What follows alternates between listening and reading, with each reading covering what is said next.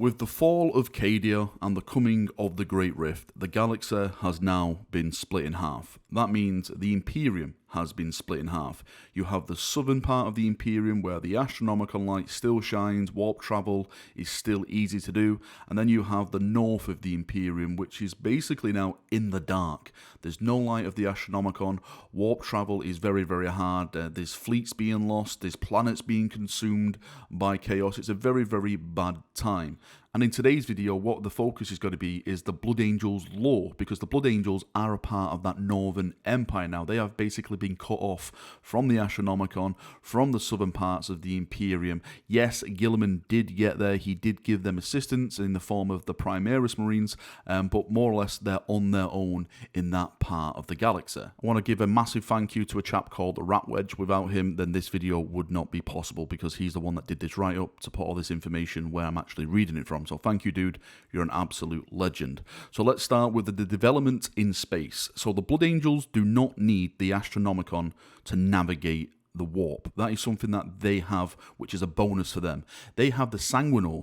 He guides the Blood Angels vessels through the storms and the warp, basically. He is their beacon. It's kind of like a lighthouse at the front of your ship, which is steering you away from the rocks. The rocks in this case are the demons and all the gods and all the nasty things that are in the warp. So with the Sanguinor leading these Blood Angel fleets, the Blood Angels are actually going out to find the lost fleets and Imperial forces to bring them back to Baal. And this is what we learn. Like, Dante is creating his own battle fleet in the north, a huge battle fleet made up of all these ships that can't travel because the lack of the light or guidance from the Astronomicon. They just basically jump onto or hijack onto the signal of the Blood Angels, and they're all going back to Baal, and he's making this huge, massive force now of the Imperium. And since the fleet is gathering round Baal and you have this massive amount of forces around that planet, Baal itself is becoming like the terror of the north. For those people who have become refugees, a part of this great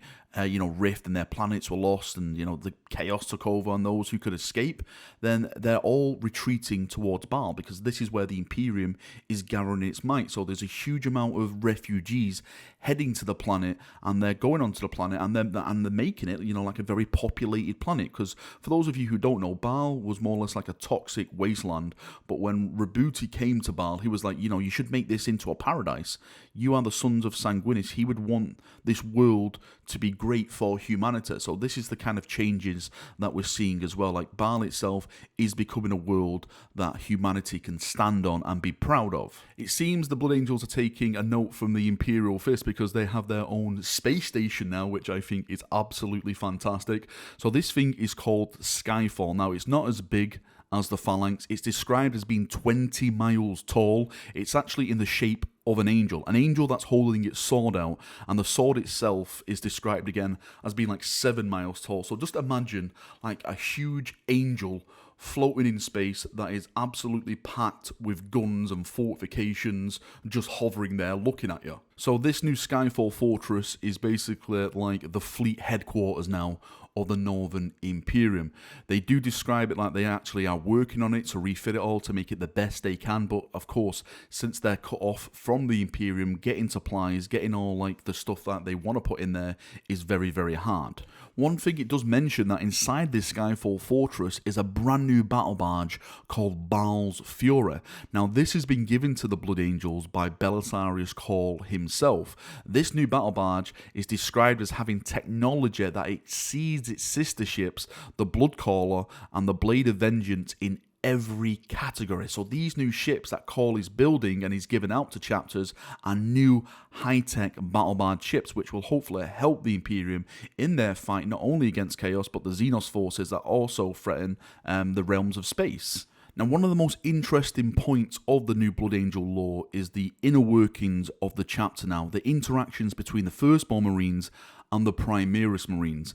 Now, there is a lot of Blood Angels at Terra. Not just Blood Angels, but Blood Angel successors, because of course, with the devastation of Baal, a lot of these chapters were nearly wiped out. Some were wiped out, but they were on the brink of being wiped out, so they definitely need reinforcements, and that reinforcement has come in the form of the Primaris Marine, because Rebooter Gilliman showed up at the end, and he gave them all the stock they needed to refresh their ranks. But there's a problem risen from this, is that the new reinforcements of the Primaris Marines don't really take to these new chapters. And what I mean by that is that when you're raised as a firstborn Marine, you are raised with like the relics, the traditions of that chapter, the inner workings of the chapter.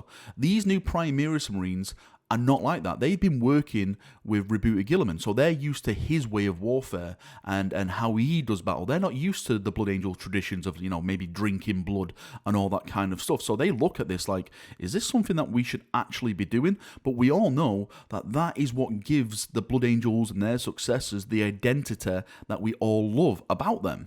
Now, before you start pooping a vein and start quoting Gabriel Seth to me in the comments about, we're just going to be Red Ultramarines, Dante has seen light at the end of the tunnel. He thinks that once they become more familiar with the traditions of like the Blood Angels and all their successors, then they will start slotting into place and they will start respecting them a little bit more and become fully fledged brothers of that chapter. It's just because they're new. This is the first time they've been given to these chapters. That's why we're seeing such a cultural difference. But the more time they spend in there, the more that they will become those type of chapters in form. Now, as I mentioned at the start of the video, Baal itself is becoming like the new terror of this northern part of the Imperium, and we're seeing that now with the Arx Angelicum.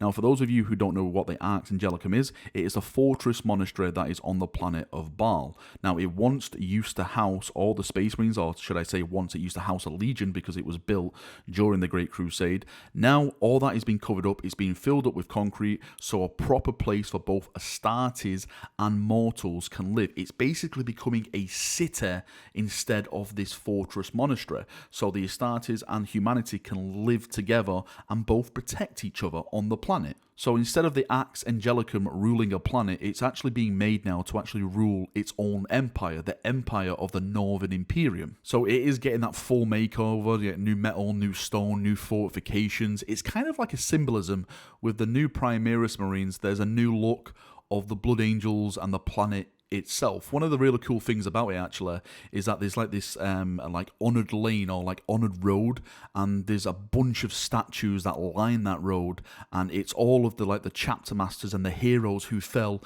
defending Baal from all the Tyranids that the event has just happened. And right at the end of it is the master of the Knights of Blood. Now, for those of you who don't know who the Knights of Blood is, I did a video, I'll put it in the top right corner of this video. It's an amazing heroic last stand of the Knights of Blood. They actually were declared traitors, but they came back and they stood with the Blood Angels and they fought to the last. It's truly a heroic tale, and I suggest go watch it because it really is awesome. Now, when it comes to enemy forces in the north parts of the Imperium, the main objective at the moment is the Tyranids, and this is called the War for the Red Scar.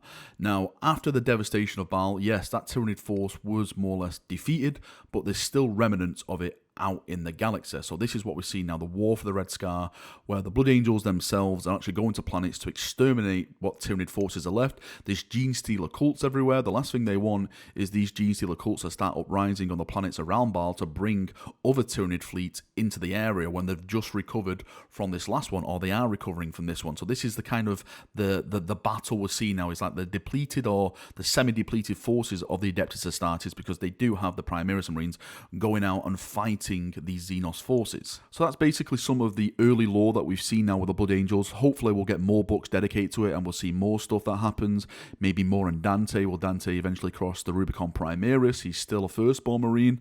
I know a lot of people want a new Dante model, myself included.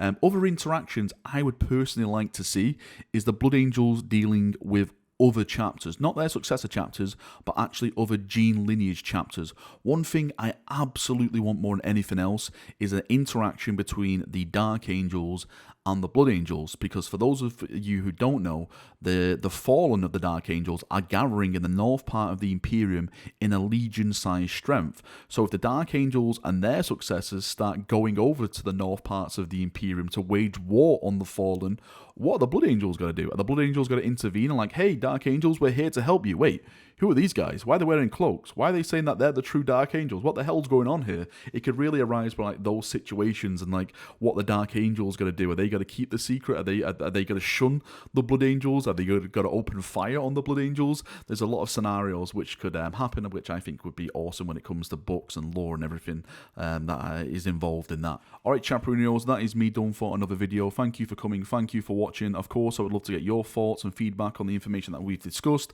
about the successor chapters and the Primaris Marines, the fleets gathering in force, Baal basically becoming like the new center, the terror of the Northern Imperium. Post all your thoughts and feedback with that down below, and we'll have a nice little talk down there as we always do. See you now, have a great day, and bye-bye.